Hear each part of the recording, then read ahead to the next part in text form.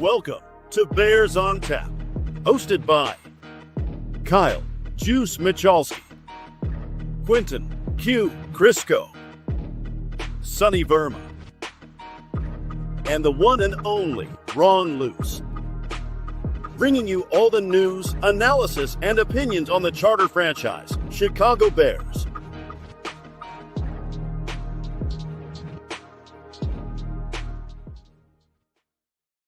The Chicago Bears just cannot win a game.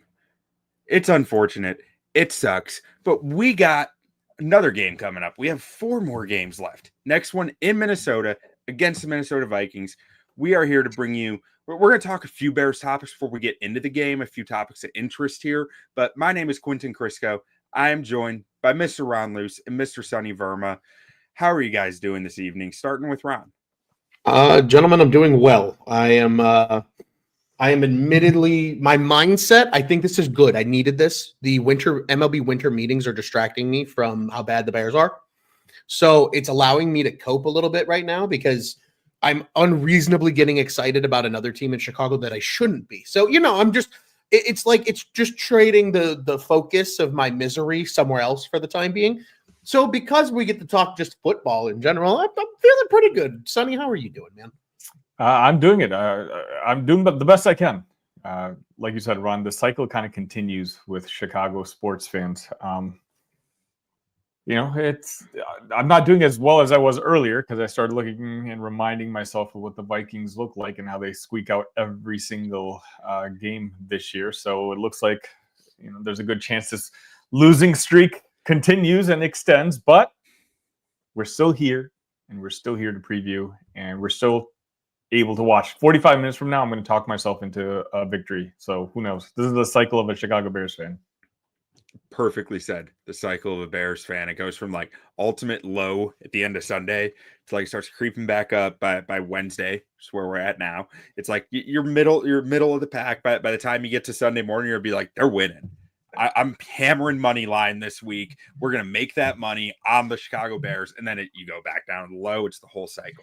But a few of the other topics that we kind of wanted to touch on, Sonny, you actually brought up the first one about Thomas Brown. Do you want to kind of bring that up and ask us our thoughts on it?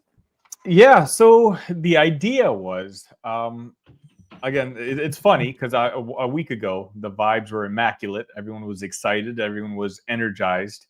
But then we saw that first game where, let's be honest, it looked like almost the last couple of weeks of Shane Waldron running this offense. We looked inept. The team looked confused, disorganized, et cetera, et cetera. Use whatever words you want to choose. So my question for you guys was, now answer it how you want. How do I phrase this? I guess this is a multiple questions. Would you go back and change anything from 1 week ago? I'll start. I don't think so, personally. I mean, if Thomas Brown completely bombs as head coach, I'm okay with it. Like, I think that is what you signed up for. You signed up to find out, is this guy about to be like a Sean McVay, a Matt LaFleur, a Kevin O'Connell? He comes from the same tree. He's associated with all those coaches. Kevin O'Connell never called plays before he became head coach. Like there was some reason to think like, okay, this guy might fall into that same tree. I think you had to find out. And I think you needed a 4 or 5 game sample size to do that. If you told me if I could go back 3 weeks ago and change anything, it's like, yeah, I would have fired Eberflus sooner. Duh. Like, I mean, that's easy to me, but I don't think I have a major regret about it because I think, you kept Eberflus. I think it wouldn't have been great for Caleb. You get rid of Eberflus, it's not great for Caleb. Like, it's a bad spot. Yeah, I think I tend to agree with Q here. There's a small part of me that wants to say, like, maybe in hindsight, give the interim HC position to somebody else so that way Brown could just focus on the offense. But I think what Q had to say is kind of spot on because I do think there is an element of this of the Bears want to see what Thomas Brown can do. And I think it might be a little fair in hindsight now that I've had 48 hours to more than that actually now to stomach the loss that was on Sunday and kind of say, hey, they were probably scrambling like chickens with their heads cut off in 1 week of preparation to change things the way they want it to be. I think as long as there's still those bright spots from Caleb along the way, I'm okay with how things went. Because if nothing else, if Thomas Brown just isn't cut out to be a head coach, at least right now, and that's one less guy you got to interview in the process, which now by having Eberflus gone already, they can get into that process sooner, which I think is so key. And it's a huge advantage. Like, you see teams that fire their coaches midseason, for the most part, usually are able to get the guy that they really, really want because they're ahead of the game and they're ahead of the curve, and they're not waiting till Black Monday to make a decision that you probably knew was going to happen 6 weeks sooner. So I'm okay with how things have panned out. I know Sunday sucked. I know it was kind of the kick in the groin that none of us really wanted to see, but I think it was good to see, because I think now it's like, okay, how do they respond? Do they just continue to flat out be awful? Or do we see some of those tangible improvements once Brown is able to implement a little bit more of kind of what he wants to do method-wise? So I'll agree with Q here. I don't think there's anything that would change, because to me, and there was a great comment here as well from the Bears cave, and I think this puts it beautifully. Firing Eberflus was not to have the Bears become a better team immediately. Rather, it was to improve team morale and hopefully improve rookie development. I think we saw that with Roma Dunze last week. I know it was kind of in garbage time, but that's the most we've seen from him really all season. And you still saw Caleb make some really nice plays despite being sacked 7 times and some of the other stuff, and obviously the turnover. So I think also the Bears just suck it on the West Coast. So that's neither here nor there. I think we're good. We're good. Yeah, I keep going back and forth with this hypothetical just because I'm thinking of the alternatives. And I don't know if there's a winning situation with the alternatives either, right? Keeping Eberflus was pretty much it's a non-story. There's no way that would have happened because the crowd, the fans would have rioted at some point. So he's gone. There is a part of me that kind of wishes Brown was just the offensive coordinator. This guy got promoted twice in a month. I mean, that's a pretty drastic, amount of new responsibilities given upon to him. And so, like, for me, it's like the offense, the football team was making so much progress over the last couple weeks previous to the 49ers game that in some sort of way, there's a part of me that would have liked to have Brown just continue building this relationship with Caleb and the offense looking good and seeing where that goes. Because again, me personally, I checked out pretty much a couple weeks ago. For me, it's this season from this point on is to help turn Caleb into what we need him to become in the future, a Super Bowl winning quarterback. But then I thought, okay, if you kept Thomas Brown as your offensive coordinator and you hire, whether it's a special teams coach like Q had mentioned earlier, or the defensive coordinator as head coach, and then you had that showing like we just had on Sunday where the team looked lifeless, where the team looked disorganized, then all the fans would have been like, see, you should have hired Thomas Brown. And so I think we would have been in the same exact circle. So I think for the most part, I agree with you guys. It's just, I'm hoping that, Ron, as you just mentioned, that this was one of those where as Thomas gets to settle in a little bit more, the team will look better. Hopefully we'll have a home game at some point, where things can just kind of settle down. Obviously, we're not going to be in the West Coast. Then if things continue to progress positively, I agree. But it's just unfortunate because I think even if we're trying to look out for Caleb, if we're trying to look out for Thomas, this franchise is just in such disheveled that it's like I don't know what the right path would have been. Yeah, I mean they were in a lose-lose spot. They put themselves in a spot where there was no good choice. It was just which one is the most logical is the way I had to think of it, because like you said, Sonny, if you kept Thomas Brown as OC, sure, maybe there's a little better chemistry offensively. Maybe that's better for Caleb. I don't know. I have a hard time thinking the 4 or 5 weeks are going to make that big of a difference long run. And ultimately, if he stays an OC and it goes really well, now you have to decide, okay, well, we're probably interviewing this guy for head coach. Do we think he can do this job without having seen it? And I think that's the big factor here. And the thing that here's what's going to happen. Bears are gonna lose this game, but show good fight, similar to the first game. Then they're gonna upset the Lions, upset the Seahawks, and beat a hapless Green Bay who's sitting for the playoffs. And they'll be 3-2 under their coach, and there's gonna be controversy over whether he should be retained or not. Like, that's the most Bears outcome here, isn't it? Like it was terribly ugly. Then it got a lot better. And to fall back to like 11 or 12 in the draft too, and you take away the opportunity for a top 10 pick as well. Yeah, again, the theme of the show, the cycle continues. Yeah, that's what I should have named it. The cycle continues. Now, there's been a lot of stuff coming up recently in the news the last day or two about Ryan Poles under Kevin Warren, about Ryan Poles only having 1 year left on his contract, and if I remember saying this when they hired Kevin Warren, of like, timelines aren't matched up here. Like, that you hired Ryan Poles. Well, you essentially, supposedly, did all your head coaching interviews, whittled it down to 3, then hired Ryan Poles.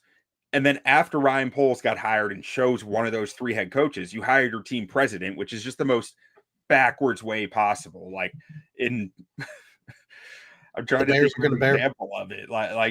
It's like you're a salesman, or you're a company. You hire a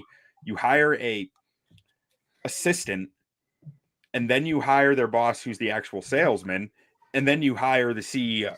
Like, it just doesn't add up.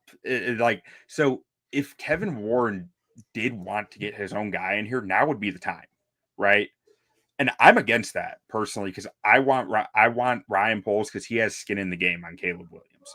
His legacy relies on Caleb Williams almost entirely at this point. So it's in his interest to do whatever is in Caleb Williams' best interest. And in my mind, the ultimate goal here is to make sure Caleb Williams is a star. Like, outside of that, whatever else happens, I don't really care that much. As long as you get that quarterback, you'll be relevant for the next 15 years, right? But I got to ask you guys, what do you think about that? Do you think Ryan Poles deserves an extension? Because that's ultimately what we're talking about. We're talking about he gets his head coach. He's going to be extended out from that 1 year to whatever the coach's contract is. Starting with Ron, you looked like you were ready to jump on it. So what do you think? I think what I want to happen, what I think are going to happen are two different things. What I want to happen, I agree with you, Q. I do want Poles to stay because, sure, he's not Warren's guy, but as long as they have an okay working relationship, to your point, at least this coaching pick will be more of Poles' pick than the first one was, right? So at least you have skin in the game there with truly picking the head coach this time. And to your point, you have skin in the game to make sure Caleb Williams is a star, because the one trade that we can really grade Ryan Poles on right now is that Carolina trade. You look at a lot of the other things he's done, and he's made some okay free agent signings, and he's made a lot of bonehead moves too. James Daniels walking is one I can think of from way early on in his tenure as GM. But we lay back on that trade because it was such a franchise-altering trade to give up the number one pick, essentially just to get the number one pick and boot it 1 year down the road. You pick up a franchise right tackle. You seem to have gotten the franchise quarterback. Oh, and you still have a second-round pick in this coming draft. He's got the most skin in the game to see it through, to make sure that second-round pick pans out. So I want him to stick around. And then if after 4 years he doesn't work out, so be it. Can his ass. Move on. But what I think is going to happen, because it's the Bears, and the Bears are going to bear, I wouldn't be shocked at all if Kevin Warren gets rid of Ryan Poles, brings in his own front office underneath him, and says, I'm the guy in charge, and kind of puts, his metaphorical dick on the table and says, this is my team that I'm running. Because I could see that for two reasons. One, I think we all know you have to have an ego to be a president of anything. And two, that's just the most Bears thing humanly possible, because the McCaskies would just let that happen. So I would like to see Poles see it through, but my gut's just telling me it's not going to happen. And then I'm here for all the chaos when it doesn't. All right, so we're ready for Rick Spielman, I guess. Sonny, what do you think? See, for me, I'm with the camp here that I think you have to extend Ryan Poles, just because otherwise there's no head coach that's going to want to coach here. He's going to want to know who his general manager is, right? You're going to want to show some sort of security, long-term security, for this franchise. Otherwise, it's just not a very attractive job. But even if that weren't the case, I think both of you guys kind of nailed it. The major pieces on this football team, I still think are very good, including the most important major piece, and that's Caleb Williams. And Caleb Williams is one of Ryan Poles' guys. And so, in my opinion, the only thing that we're already risking by bringing someone else in is, of course, maybe having a shorter leash on Caleb Williams. We're seeing, revamped mock drafts where Jaden Daniels finishes first, gets picked first for the Bears and stuff like that. Like, there's people out there who, for whatever reason, may slowly start souring on Caleb. I want a GM who's all in on Caleb, who's all in on Rome Odunze, Jalen Johnson. Like, these were kind of his pieces. Sure, as Ron mentioned, he's struck out a couple times, but I still think he's going to be the most invested in this Chicago Bears core. And quite honestly, I really like the Chicago Bears core. And so I don't want to reset and really start this cycle all over again. I'd rather at least keep the core and keep the guy who believes in the core moving forward. Yeah, I think that's a great point. Like, I think if we're being as objective as we can, looking at the draft history, because that's what most GMs, like, what their resume is going to come down to is draft history and big signings. There haven't been a ton of big signings, like some trades you could look at, like the Claypool one obviously didn't work out. The Sweat one looked pretty good. Sweat hasn't had the best year, but I'm still good with the way that trade went down. But you look at the draft history, I think Poles is very average so far. His drafts, I think he's very middle of the pack, what you expect an NFL team to be doing. Like, they're not all hits, they're not all misses. It's a nice mix in between, nice mix around where he's found stuff. I just wish that there was more volume in there in his picks, especially this past year. I wish there was just a bigger chunk of players that came in, because I think there's such a history of you look at the Packers every year. They're drafting 10, 12 guys. It's not because they're that good at drafting. That's not what keeps their core really strong for years and years and years. It's the fact they're taking that many shots every single year. More darts at the dartboard. Yeah, exactly. It's your hit rate doesn't matter as much when you got that many throws. It's the same with, like, Baltimore Ravens are great at this. But one thing in the comments that caught my eye here from the Bears cave is about Kevin Warren. And this is a sentiment I've seen a lot, that before Kevin gets the Bears stadium built, he should have no decision power. And it just makes me, I don't know. I have a conflicting thought about this, because we all hated the fact that Ted Phillips had the power that Ted Phillips had, right? When he basically did nothing. So which do we want? Do we want Ted Phillips? Because that sounds like Ted Phillips. Or do we want a guy who's going to be holding the GM accountable and making decisions at the top of the organization? Because you can't have it both ways here. Like, that's the way am I off base, guys, for feeling that way when I see this comment? No, not to single out the Bears cave, but this around the internet. I think it's a fair point, because I think Bears fans consistently bitched and moaned about how much Ted had interest in, even though he wasn't a football guy. Kevin Warren's been around a lot of very successful franchises. Like, we've talked about it on this show, dating back to his hire, even recently. Q, I know you and I kind of kicked through his timeline as, where he's been. Minnesota was really strong underneath him for a few years. His time with the Rams, obviously, in St. Louis was wildly successful. Right. So he's got the pedigree. He understands football. And he was also an agent at one point. So, like, he understands the sport. He understands the game of football. He's not a glorified accountant like Ted Phillips truly was. He was just a yes man to the McCaskies at the end of the day. So I think it's fine for him to have power. I think where maybe the sentiment should be, And maybe this is where people feel, and it's just being misconstrued in terms of how they're saying it. I think it's more so that maybe Kevin Warren shouldn't abuse power until he can do the big flex of getting the Bears a new stadium. Because to me, as crazy as this might sound, and I'm gonna try and keep this as concise as I can because I know we have other things to talk about. The Bears getting their own stadium that they own might be the single-handed most important thing the Bears need to ever become a relevant franchise, to truly become relevant, not just be the Bears and the oldest NFL team and all that nonsense. Because when you have your own stadium and your own land and things that are associated with it, you get all of that revenue that's year-round.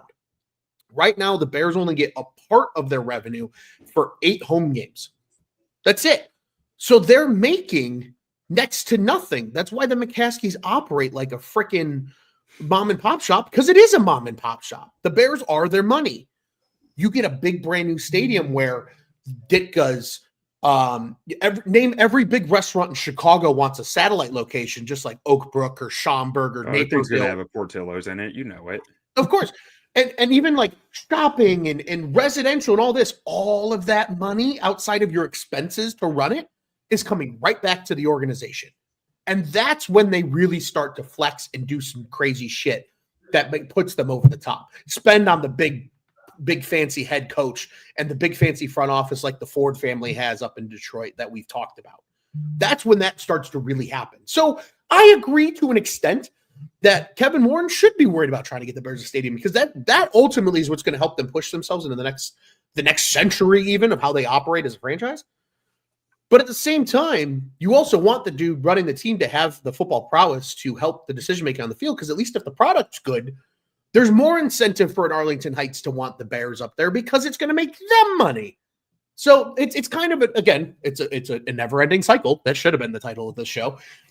And that's where they need to go. So I think it's fair to have that sentiment, but I think people are just saying like, hey, dude, you were brought in because you helped pioneer the U.S. Bank field up in Minnesota. Like that was your crowning achievement in your time with the Vikings. Bring that expertise here, help focus on that, and don't abuse power. I think that's the key word here, is abuse of power, not necessarily power in general, if that makes sense. Yeah, Sonny, do you have anything to add? Not so much. Basically, just to wrap it all together, when I think of the McCaskies, Kevin Warren, and Ryan Poles, I like the idea of at least giving Kevin Warren the power to do something. Because I don't trust the McCaskies to really, I don't think they know necessarily what they're doing. As Ron said, Kevin has gone through the stadium building process before. He's gone through, he's been an agent before. He understands the football business, which is more than can be said for any of his predecessors or the team, the folks that own this football team. So, let him empower him as much as you need to, maybe not more than you need to, of course, but yeah, let him know that his main focus is getting that stadium built. I think Ron is a little bit more optimistic than I am in that things will all of a sudden turn around once we get our own stadium. As he mentioned earlier, the Bears are still going to bear, unfortunately, I fear, but get that stadium built, and at least we'll have a little bit more flexibility, hopefully, with the financial situation, because he's right when he says it's being run by like a mom and pop shop, because it is. They're not maximizing the revenues that a lot of the other owners are doing right now. And I think that's a really good point about maximizing the revenues, about capitalizing on the cash that's coming in, because it's the more you dig into cash spending on a year-over-year basis, the more you dig into the teams who really operate like the salary cap is not a real thing, you start to see they're the richest franchises in the league. They're the richest ownerships in the league because they can structure stuff with cash up front in ways that other teams don't. Like you look at the Rams, they won a Super Bowl on doing crazy cap stuff because Stan Kroenke is just disgustingly rich, right? And then you look at the Eagles. Jeffrey Lurie is one of the richest owners in the league. Their salary cap has looked like it's about to falter over multiple times in the last 5 years, but they keep winning. They keep figuring out and finding ways. That cash at the top does matter in a hard cap league because of the ways you can structure stuff with cash. So I do think there is sentiment to that, to what you and Ron were both saying, with the being able to capitalize on that cash as it comes in. Now, that's enough about the Kevin Warren, the stadium stuff. We are here to talk about what is going on with the Bears right now, this week, the rest of this season. I know it's not fun, Sonny. You sure? Should we just? But one question I posed to you guys before we got on the show was, who are some players you think have the most to gain and most to lose over these next 4 games? Players who I challenged us to say, we're going to watch these players over these next 4 games, talk about them on the show, think about how they're doing and what we're seeing from them, because there are decisions coming up about them. I got one that immediately comes to mind, and I think there's probably a pretty equal amount on both sides of the football. But I think the first one that came to mind for me, and maybe this is just because this is how my brain's wired, and Q, you'll appreciate this. Tevin Jenkins, I think, is a player that has the most both to gain and lose from how he performs over the next 4 weeks. Now, I still think he's going to get paid somewhere, like far better than rookie contract money. But it's, do you want to uproot your young family? Because I believe he and his wife just had a baby, if I remember correctly. Do you want to uproot your family and leave Chicago and maybe take a little less than you probably could earn as a nasty guard in this league? Because, Q, you and I talked about it on the film review. This has been a down year by Tev's standards. Like last season, 2023 was probably his best season on tape that he's had in the NFL. To me, he's got the most to gain or lose, because even if it's not with the Bears, as long as he balls out for the next 4 games, he's going to get paid by somebody. And especially with his injury history and things like that, like if he can secure a good amount of guaranteed money on that contract, that's the most to gain, right? That's what every player in the NFL wants. You want that generational wealth that you get from one big contract.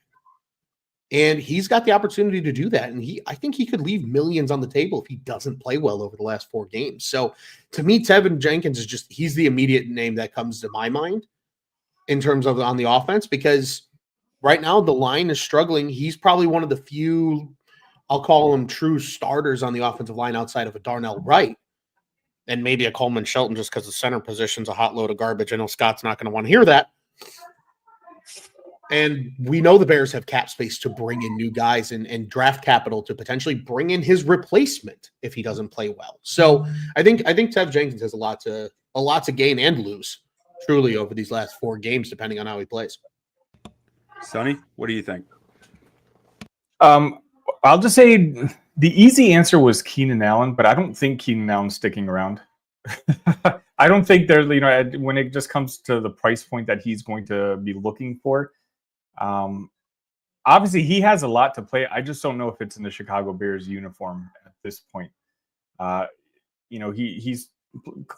He's caught more passes as of the past month and a half or so, and it's nice to have Caleb have a safety blanket, since it looks like we're not going to use Cole Kmet as in that sort of role. But I just think he's kind of too old for what this team kind of needs, and especially if you have a new coach. We're arguably going to be bringing in the new system, which is going to be requiring bringing in new players with different talents, which is going to mean spending some money. So Keenan was the first guy that came to mind, but I'm not using him as the answer just because of what I basically said. I think for him, it's important over the next 4 or 5 weeks, but I don't think, it's going to be, he's going to be on the Bears' radar. Honestly, I was just looking at the linebackers that you had mentioned, that you had sent Q earlier, just with their salary cap hits and the amount of savings that we were going to get. TJ Edwards, Sanborn, these are guys that were in like Eberflus type of players, right? So I'm very curious to see who we're going to bring in, as the next head coach. Is it a defensively focused head coach? Okay, well, who's he bringing in as his DC? Or is he an offensive focused guy where, the DC is going to be the guy who calls all the plays? I think those guys are the ones who I'm going to kind of be keeping an eye on, because, they're relatively young enough where you could, keep them on your team and they could ideally still be in a Caleb Super Bowl championship window. But, at 28 years old, Edwards is kind of at that edge where, he might be slowly starting to lose his speed and some of his peripherals. And so it might be time that a new head coach or a new defensive coordinator might want to move on. So I think those were the two guys I kind of looked at when I took a look at your list earlier and be like, those guys are probably going to try to ball out the last few games to show that they still have it.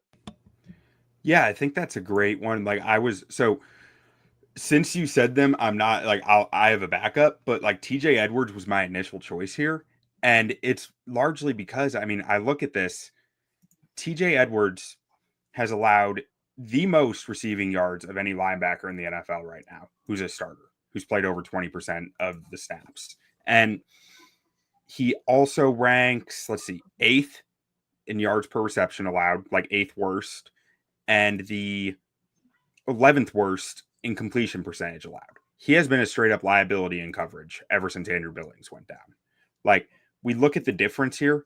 Before Billings went down, he had allowed 190 yards and 25 targets. Since Billings went down, he's allowed 370 yards on 27 targets. And his damn. Let's see where his PFF grades clearly show that in the coverage grade, but in the run defense grade too. Like, before he went down, his run defense grade was a 59.9, so he wasn't playing great from that aspect according to PFF.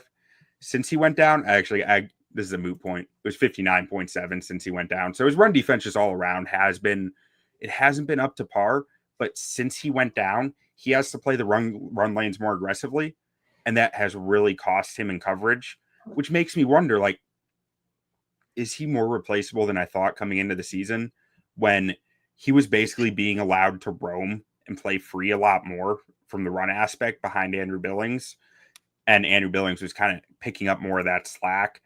I need to see some stuff from him if I'm not going to save, $5.5 million in cap savings while eating 1.5 in dead cap next year, especially under a new defensive scheme where he might not be as valuable as he was to Eberflus. All to your, just to support your point, Sonny, because a lot of this you did mention that. But I'm going Kevin Byard. I need to see a little more. His PFF grades have been nice. They've been clean. He's, let's see here, the 10th highest rated safety in the NFL, according to PFF. One of the top ones in run defense, evidently. 8th highest in run defense. His coverage is more middle of the pack, not what it used to be. He's 21st in coverage grade. Kevin Byard's getting paid a lot of money next year. He's making $8.5 million against the Caps. The Bears can save $7 million by cutting him. I think that's a real cap casualty you're considering. I don't know what you're doing to replace him. Probably a rookie, or maybe you're looking towards free agency. But to me, that's a guy who I need some performance out of. I need to see that he's not losing that step that I'm worried he might be, because 2-3 years ago, he was one of the best covered safeties in the NFL. Now he's 21st according to PFF grade. I don't know if that's a direction that you want to hang on too long for, because once it's gone, it's gone. Especially because we just saw that with Eddie Jackson too. Yeah. I think that's the perfect example of this. Was like the Bears let Eddie walk to bring in pretty much a safety just as old that just didn't have the same injury history, which I thought was an interesting decision when it came down to it. Although early in the season he looked really good, and I think just lately he's been cooked a lot more than we expected. Man, how important was Andrew Billings to this defense? I was just gonna say, I was about to bring that up. He might be the best $3.5 million the Bears have ever spent, is what I've learned from the Bears defense.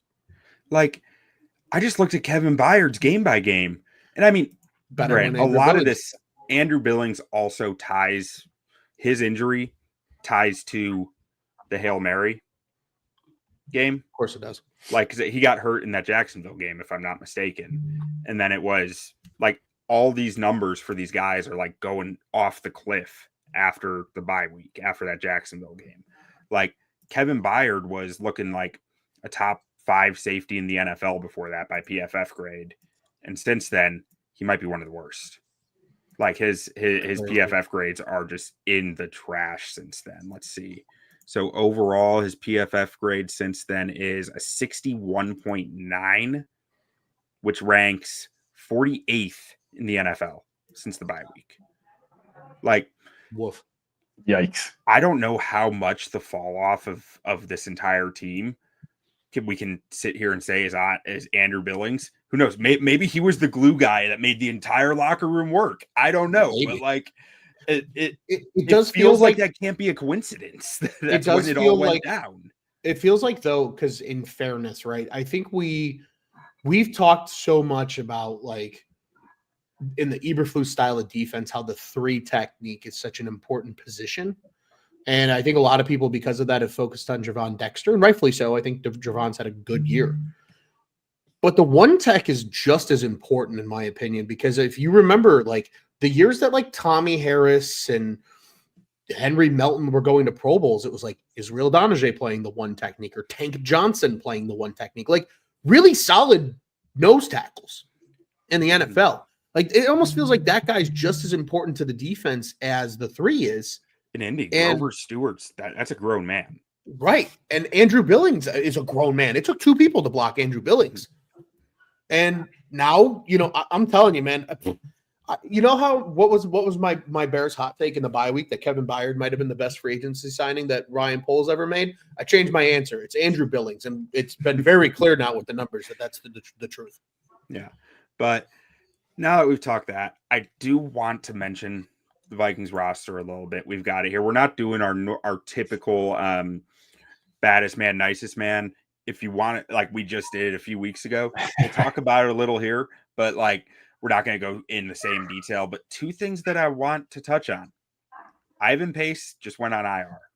That's a big name for the Vikings defense. Camu Grugier-Hill is in his place. That's a big difference from the last time we talked about the Vikings. And then this past week, Stephon Gilmore missed the game. Fabian Moreau was in the game in his place. That's another big downgrade. Even if Stephon Gilmore isn't what he once was, he's still much better than Fabian Moreau. So I'm not sure if I didn't get the chance to look at the Vikings injury report to see if Stephon Gilmore practiced today because I wasn't even sure what the injury was. It just said he was declared inactive for their game, which could be a personal thing, could be. Okay, it looks like Stephon Gilmore was still out today, so he might not be playing this game. That changes a lot for me when I'm looking at the Vikings. That's 2. There we go. There we go. What I say the half hour ago, I said we're going to convince ourselves. We're in that cycle.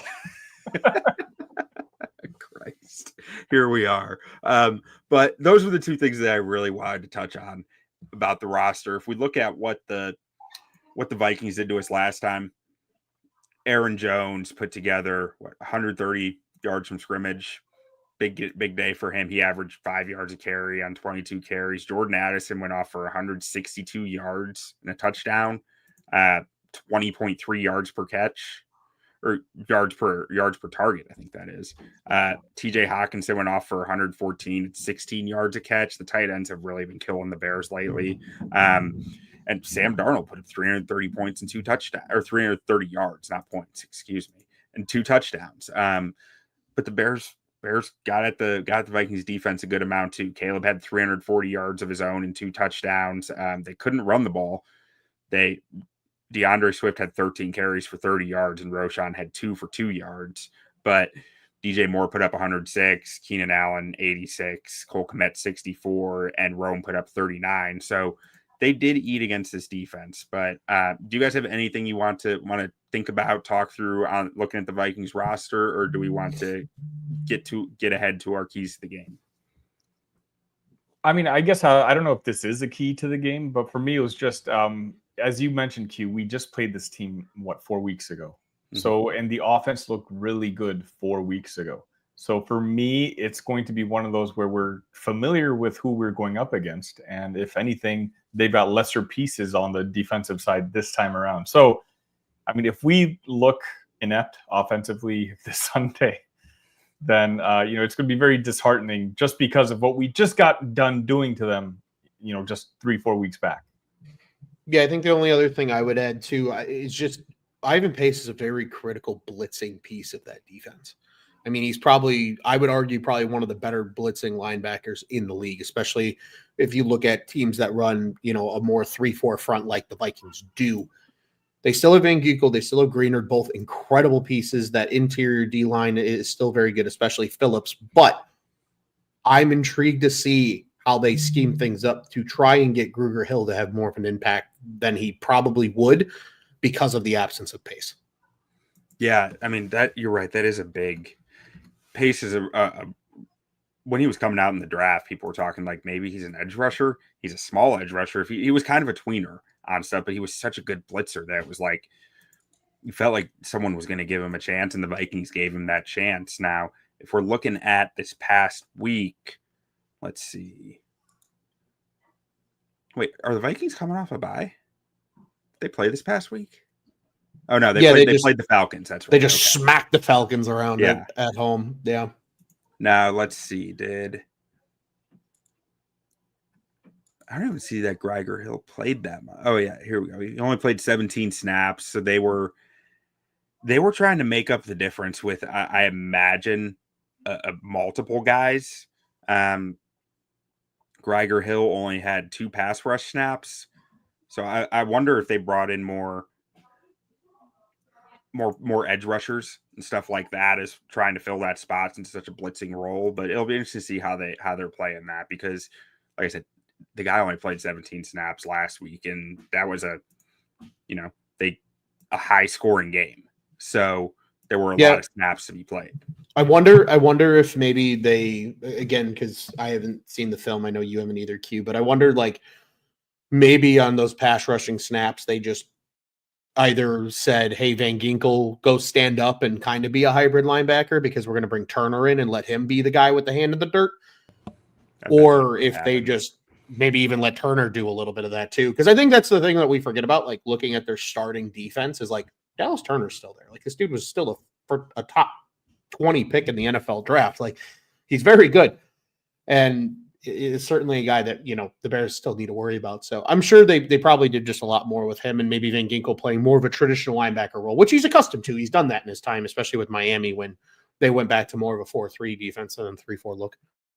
Yeah, I think that you hit the nail on the head. Like as you were saying, it's like, yeah, that would make all the sense in the world. But with that being said, one thing I do want to mention, since US Bank Stadium opened, Vikings have won 64% of their games there, but they've only won 50% against the Bears. Bears are beating the numbers. Like, we're running that cycle, Sonny. We're getting right back in it. But let's move on. Let's talk about our keys to the game here. Keys to victory.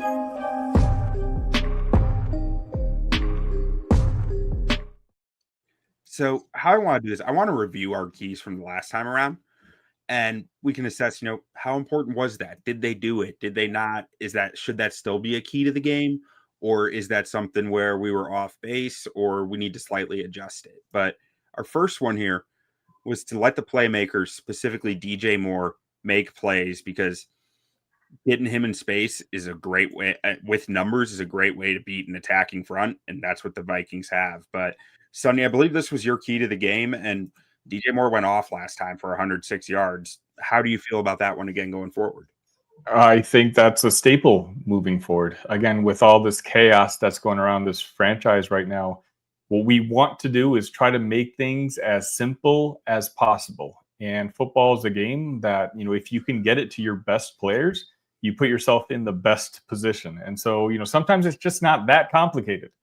So I feel good about that one, then, and I feel good about that one now, and I'm going to feel good about that one next week.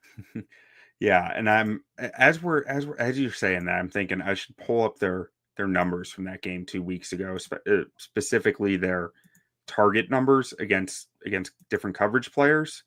And let's see. So for DJ Moore, when he had targets against 6 different players in that game. So it wasn't anything specific. It wasn't like they were just they said we got DJ on Stephon Gilmore. We can do this. They was moving him all around the formation. So I wonder if that's probably a big part of this, is moving him all around the field. Now, the next one here was one that I suggested. It was to manage the blitz. And it was because Brian Flores is going to blitz. He's going to get home, and you need to be prepared for it. Your backs need to be ready for it in the protection. Your tight end, you need to have answers for it. Quick hitters, hot routes. You need to be able to counter it because he's going to bring it when it's least convenient for you. And I thought they did this well the first time around.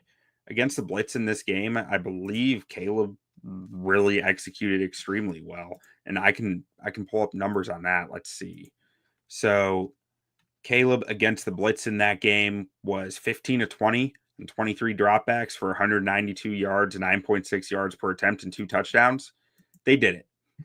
And the question that I guess I'm asking myself here, asking you guys here is, how are the Vikings going to counter that?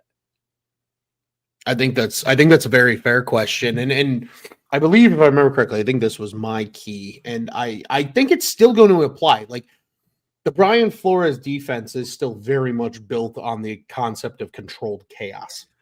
And I don't think there's a whole lot of room they have to go way off script and be like, we're just going to drop 8 every time. Because I don't know if Brian Flores knows how to operate a defense like that. He might spit in my face and tell me I'm wrong, which it happens. But I think the key is going to be just, they're obviously going to evaluate what the Bears did well. And the screen game, DJ Moore had a couple of big plays off of screens, were a big piece of that.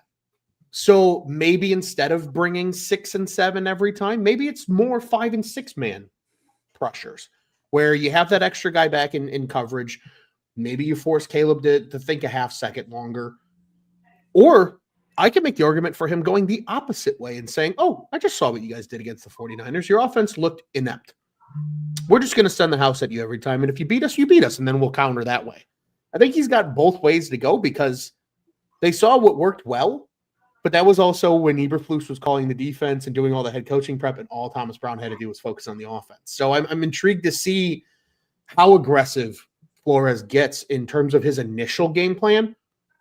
You will know immediately if Brian Flores made the correct decision. Because if the Bears get absolutely shut down in the first half, Brian Flores nailed whatever his game plan was. Whereas if the Bears have a lot of success in the first half, you're going to see Brian Flores make a lot of halftime adjustments because he clearly came in and said, hey, we guessed we were wrong. Let's fix this and let's get things moving in the second. Yeah, and we know Brian Flores he's good at these second time around adjustments. I mean, we all remember the screen game last year, week 12 against the Vikings, where it was nothing but screens. And it was just like Brian Flores knew exactly what you're doing. The Bears won, only scoring 12 points. They won, but that was one of the ugliest games I've ever seen. Brian Flores had, like, he put them in a box and locked them in there. And you're right, Ron, that was your key. I got it confused because yours and mine kind of merged a little bit, where mine was the Caleb needs to play the chess match with Brian Flores and do it competently.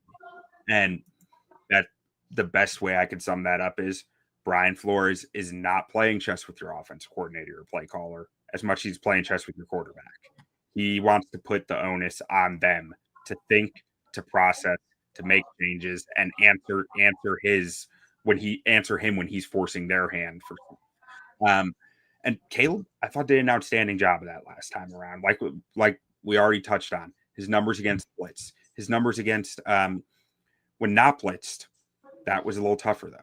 And that's when I think, to your point, Ron, I think we're going to see a lot more of drop 8 within this game. We'll see how long Flores can keep an itchy trigger finger off the trigger, because that's kind of been the MO on Caleb this year, especially as we're getting down and defensive coordinators are starting to really figure stuff out. It's drop 8 against him.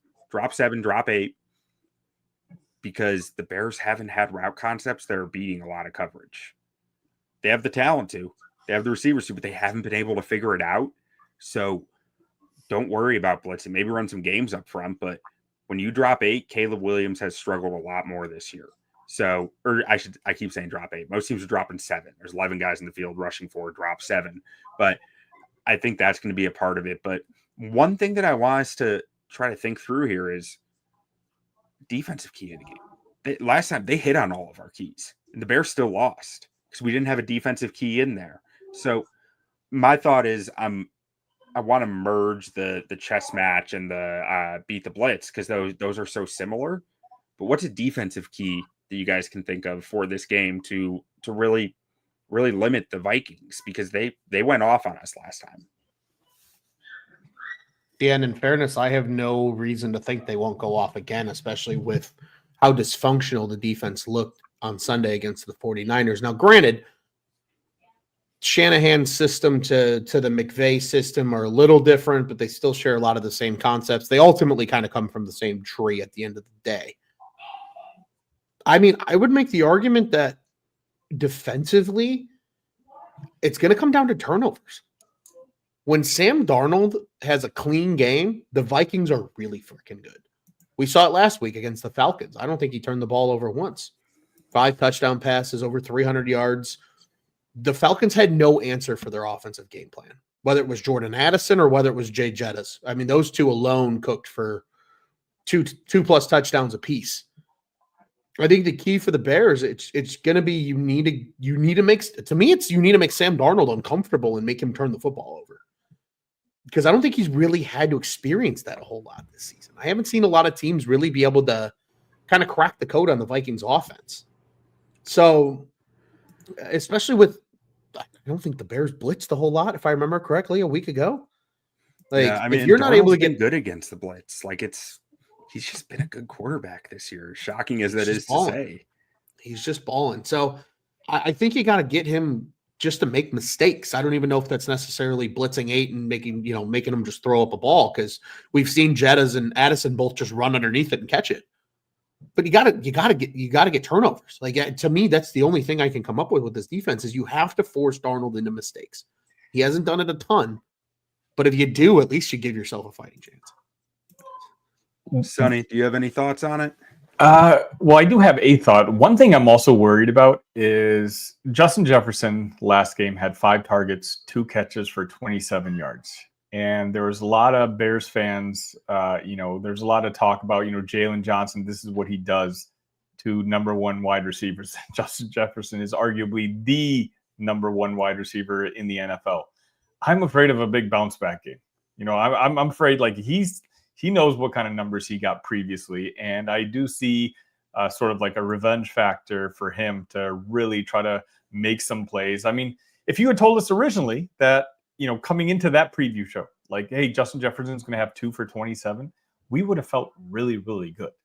So now we're taking into account what Ron just mentioned, but, I'm also kind of worried that, we're not going to be able to shut down Justin Jefferson 2 times in 1 year. I would highly doubt that. So, when you factor that in, it makes making Sam Darnold more uncomfortable all the more important, because if he's getting free shots to a guy like Justin, it's just going to make our life a lot harder. Yeah, and I'm sitting here trying to kind of piece together some of his season of. Okay, Green Bay and New York Jets had a lot of success against Darnold in weeks 4 and 5. Let me go to week 4 here and see what exactly was good. I mean, it almost feels like you just gotta get lucky. Like, it's like when I'm looking at Darnold's rougher games, it's just like he was just bad. And in his better games, it's like he was just good. And it's either all green or all red. And it's like there's no differentiating factors that I'm seeing here of like when he's blitzed, when he's not blitzed, when he's play action, not play action. Like his bad games, he was bad at both in both of those aspects. And there's no patterns. You need to break tendencies. Because it feels to me like this is very Kevin O'Connell driven. This is very similar to the Packers with Matt LaFleur. It's very driven by how good his day, the play caller's day is. And if you can get Kevin O'Connell out of his element by breaking your own tendencies with blitzes, with your fronts, with the looks that you're giving him, with your coverage calls on down and distance, I think that's what's going to really make the difference in this game defensively. Yeah, I think that makes a lot of sense because especially too, like you think about those two teams, because Robert Saleh was still in New York, if I remember correctly, at the time when they played the Vikings. So Robert Saleh, very notable defensive mind, and a guy that is good buddies with Matt LaFleur. So there's your connection to those two games of why Darnold maybe didn't play well. They saw something, or they knew something that got him off base. And now you got Saleh working with LaFleur, which makes me think the Packers are going to absolutely take care of business next time they see the Vikings. I sit here and I wonder, I think you're on. I think that's the way, Q. I think you have to do something that Kevin O'Connell doesn't expect, because he's going to call the game the way he wants to call it. And if you go against everything you stand for as a defense, he's going to have to adjust on the fly. Not to say that he's not a good enough coach to do so, but it might be a day late and a dollar short if you're able to force Darnold into a couple early mistakes that lead to quick points for the Bears at the end of the day. Yeah, I think that makes a lot of sense. I think that plays into your, Sonny, of like you find ways to, within that, if you get Kevin O'Connell out of his element, that impacts his ability to get Justin Jefferson going and get him the football in situations that are favorable for him. And I mean, every situation is favorable for Justin Jefferson, but like either way, like Kevin O'Connell has such a distinct advantage from Justin Jefferson because he knows the attention that you have to show your hand against Jefferson constantly, which gives him the chance to call audibles off that of what they're doing. And I think that is a huge element there. I mean, this is fool's gold. I know it, but you need to take your chances of leaving Justin Jefferson one-on-one. You can't spend all game over the top on him. You need to take your shots. You need to disguise it. Sure. You need to be calculated with it, but you can't spend all game doubling him up. You just can't. Because Kevin O'Connell he will find ways to beat you really quickly if you're doing that over and over and over. So ideally, though, right? I mean, this has to be Kevin Byard over the top, because I don't think you can put Jonathan Owens over the top and have a lot of success. No, He's just not that type of player. No, yeah, I agree. I mean, that's what makes Justin Jefferson so difficult. You need two safeties who can play deep, and most teams don't have two safeties who can play deep. Even when Jaquan Brisker was healthy, you didn't have to. Like, it's tough. But let's move on from that into our predictions. Guys, starting with Ron, what do you predict for this one? I'm not going to let the Bears fool me, damn it. Not going to. I refuse.